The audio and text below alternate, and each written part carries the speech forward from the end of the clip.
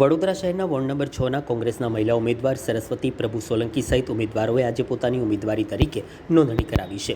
પાલિકાની આવનારી ચૂંટણીને લઈને રાજકીય ગરમાવો તેજ બન્યો છે। તેવામાં વોર્ડ નંબર 6માં કોંગ્રેસ દ્વારા મહિલા ઉમેદવાર તરીકે પસંદ કરાયેલ સરસ્વતી પ્રભુ સોલંકીએ આજે પોતાના સમર્થકો અને કાર્યકર્તાઓ સાથે ભવ્ય રેલીના માહોલમાં ઉમેદવારી ફોર્મ ભર્યું હતું।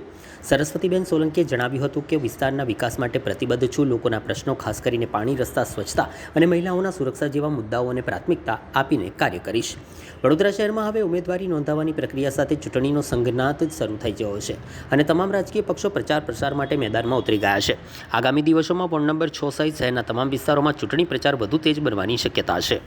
પહેલી વસ્તુ તો હું કોંગ્રેસ પાર્ટીનો બહુ આભાર માનું છું કે જે મારી મિસેજ છે એને પાછી બીજી વખત રિપીટ કરી છે ને ખરેખર લોકોની જે સમસ્યા છે 6 નંબર વોર્ડમાં ઘણી બધી સમસ્યા છે ને આપણા બરોડાના જેવું કે અમારા સંજયનગરનો મુદ્દો છે, પાછા અમારા જે હરની બોટકાંડના અંદર જે બાળકોને હજી સુધી ન્યાય નહીં મળ્યો એ લોકો માટે પણ લડીશું, સંજયનગર લોકો માટે પણ લડીશું ને આપણા જે રોડ, રસ્તા, ગટરના જે પ્રોબ્લેમો છે સિટીના અંદર જગ્યા પર ખાડા ખોદીને મૂક્યા છે તો 100% અમે લોકોનું કામ કરી આપીશું। લોકો અમને એક તક આપે એવી લોકોથી હું અપેક્ષા રાખું છું।